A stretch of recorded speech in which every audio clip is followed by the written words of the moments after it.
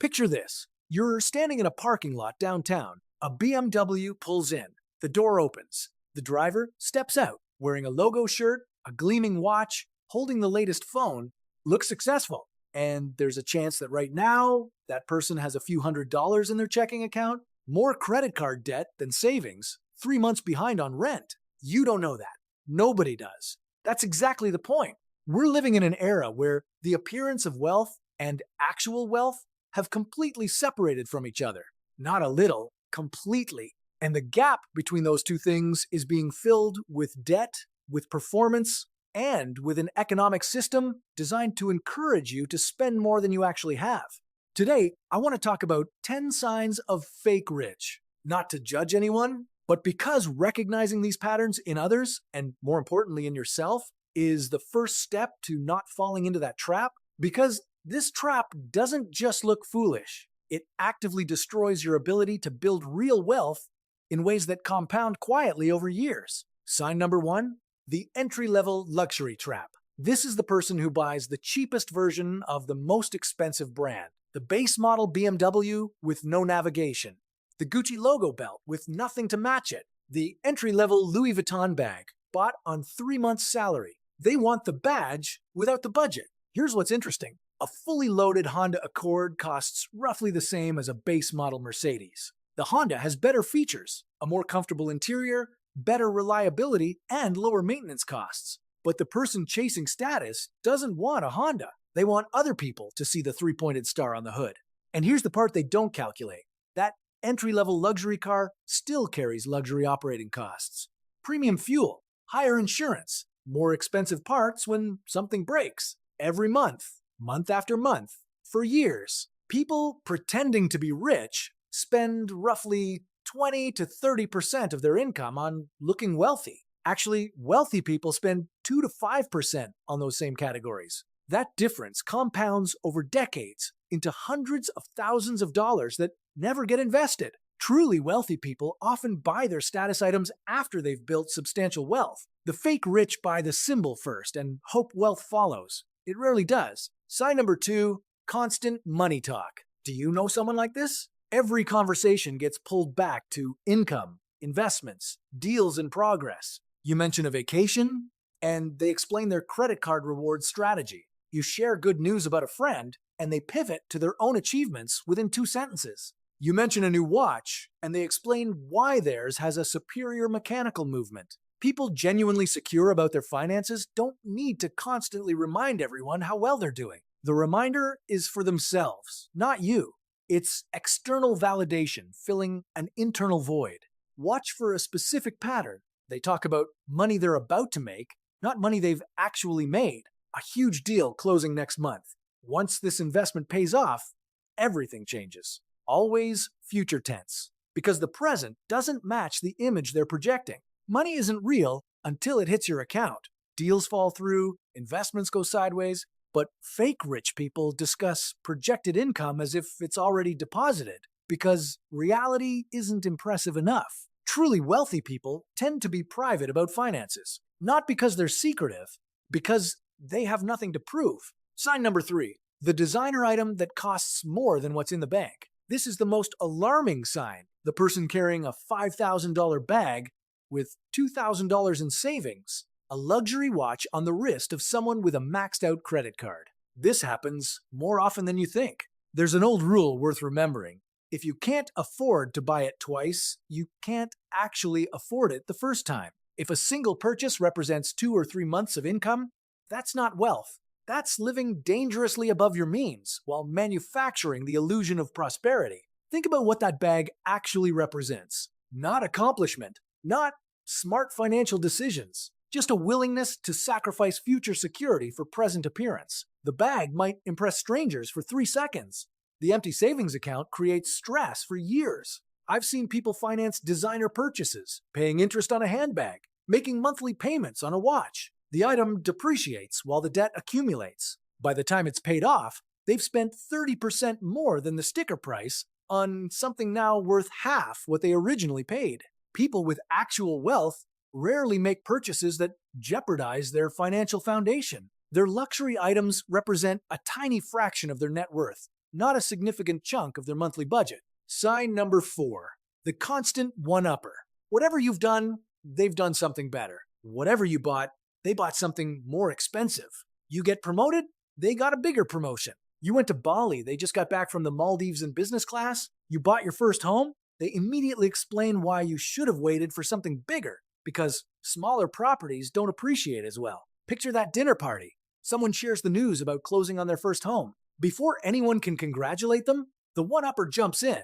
That's great, but you really should have waited for a bigger place. When I bought my first property, I made sure it was at least 4 bedrooms because anything smaller doesn't appreciate as well. The excitement drains from the room. The person who just achieved something meaningful now feels small. The psychology here is transparent. One-upping comes from insecurity, not confidence. Someone genuinely successful can celebrate your wins without feeling threatened. Their self-worth doesn't depend on being superior in every exchange. The fake rich feel threatened by any success that isn't theirs. Your good news diminishes them somehow, so they reflexively minimize your achievement while amplifying their own. Real wealth allows someone to be genuinely happy for others. Fake wealth requires constant comparison and conquest. Sign number 5. The social media performance. The curated feed of luxury experiences, expensive purchases, and lifestyle content designed to project wealth, whether or not that wealth exists.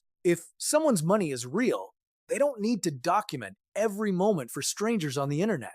But for the fake rich, wealth only exists when validated by likes and comments. The experience isn't complete until it's posted.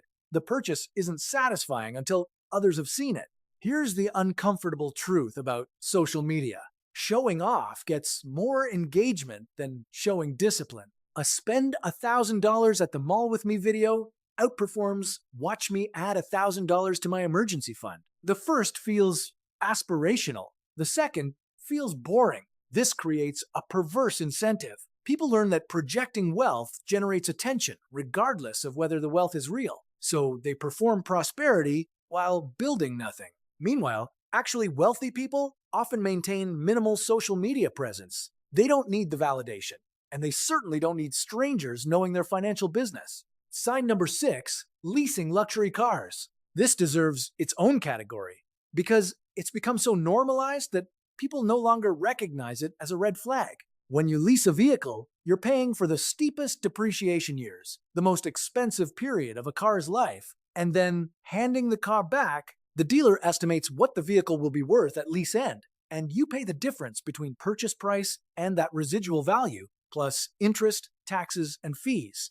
A $50,000 car worth $30,000 after 3 years means you're essentially financing $20,000 of depreciation plus interest. Then you return it and start over with a new lease, paying those fees and that depreciation all over again on a fresh vehicle. This cycle never ends. Lease, return, lease, return. Perpetual payments with zero equity.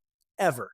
Someone who leases continuously for 20 years has made hundreds of thousands of dollars in payments and owns absolutely nothing at the end. Leasing is one of the most expensive ways to have a car over a lifetime, but it lets people afford the monthly payment on vehicles they couldn't actually purchase. That's the entire appeal. The person driving the leased luxury sedan looks successful. What doesn't show is that they're building zero equity and locking themselves into perpetual payments with nothing to show at the end. Sign number 7, counterfeit goods. If someone is carrying fake designer items, they are literally advertising that they're pretending to be something they're not. People who actually know luxury goods can spot counterfeits across the room. The stitching is wrong. The leather quality differs. The logo placement is slightly off. Everything about it signals imitation to anyone paying attention. Here's the irony. Counterfeit goods aren't even that cheap. A decent knockoff bag might cost $200 or $300. For that same money, you could buy a genuinely well-made bag from a brand that isn't pretending to be something else. Real leather, quality construction, original design, just without the famous logo. But that's not what the fake rich want. They don't actually care about quality or craftsmanship. They care about the perception that comes with the logo. So they'll pay $200 for a poorly made fake rather than $200 for a well-made original, because the fake carries a name people recognize. You've paid money to carry around evidence of your own pretense. Sign number 8. Constantly promoting get-rich-quick opportunities. Not the obvious scams. Those are easy to spot. The slightly faster-than-normal schemes that sound almost plausible. Forex trading, dropshipping, crypto day trading, option strategies, multi-level marketing, some revolutionary system that's going to change everything if you just get in now. A tiny fraction of people succeed at these. The vast majority lose money. But the fake rich love talking about these opportunities because they operate in future tense. They're not discussing what they've built, they're discussing what they're about to build. The potential justifies the current absence of actual results. Here's how it usually plays out. Someone discovers a new opportunity and goes all in. They talk about it constantly, try to recruit friends, project massive confidence. 6 months later, they've lost money. But they never mention that part. Instead, they've already moved on to the next opportunity. Equally confident, equally vocal. The pattern repeats every year or two. A trail of failed ventures they never acknowledge. Admitting failure would shatter the identity they've constructed. So they just keep moving forward. Real wealth is built slowly and boringly over years or decades. But slow and boring doesn't match the fake rich identity. Sign number 9. Condescending, unsolicited money advice. Different from one-upping, this person actively criticizes your financial decisions and tells you what you should be doing instead. You mention you're happy with your apartment, they say, you should have upgraded by now given your income. You're driving a reliable used car. They question why you haven't financed something newer. You're saving aggressively.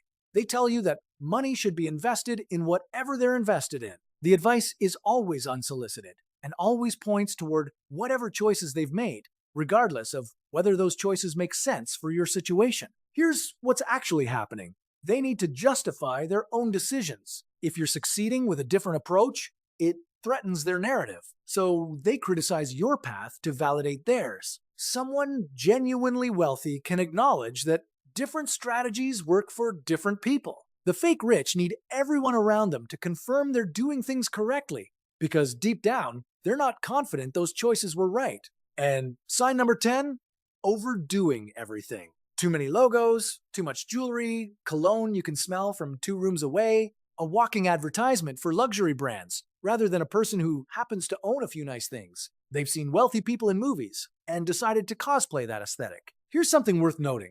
Look at photos of actual billionaires on ordinary days, not at galas or press events, just living their lives. Mark Zuckerberg wears the same gray t-shirt constantly. Warren Buffett drives a modest car and lives in the same house he bought decades ago. Many of the wealthiest people you'd pass on the street without a second glance. They have nothing to prove.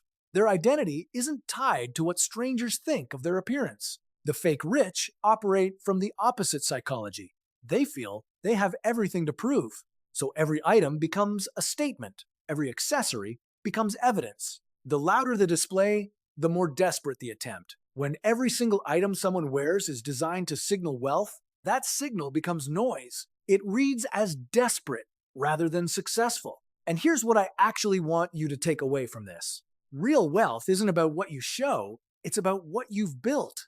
The freedom to make choices without financial pressure. The security of knowing you can handle emergencies. The compound growth happening quietly in accounts nobody else sees. Fake wealth is a performance that gets more expensive over time. The luxury car needs maintaining. The designer wardrobe needs updating. The lifestyle needs sustaining. Every month, more money flows toward maintaining an image, while nothing flows toward building substance. The person pretending to be rich often ends up poorer than when they started. The effort of appearing wealthy prevents the accumulation of actual wealth. They're running on a treadmill that speeds up the longer they stay on it. The next time you see someone projecting prosperity, look closer. And more importantly, check yourself. Are you making financial decisions based on what genuinely serves your future? Or are you spending to maintain an image that's slowly working against you? Picture 2 versions of yourself 10 years from now. One version built real wealth, quietly, consistently, without needing anyone to notice. Emergency fund, investments growing, options. The other version is still on that treadmill, working harder and harder just to maintain an illusion that delivers nothing real. Real wealth whispers. It doesn't need anyone to notice. It doesn't require validation. It exists whether or not anyone else sees it. The goal isn't to look rich. The goal is to actually be rich. Which version are you building right now? Be honest with yourself. Leave your answer in the comments and subscribe so we can keep running the real numbers together.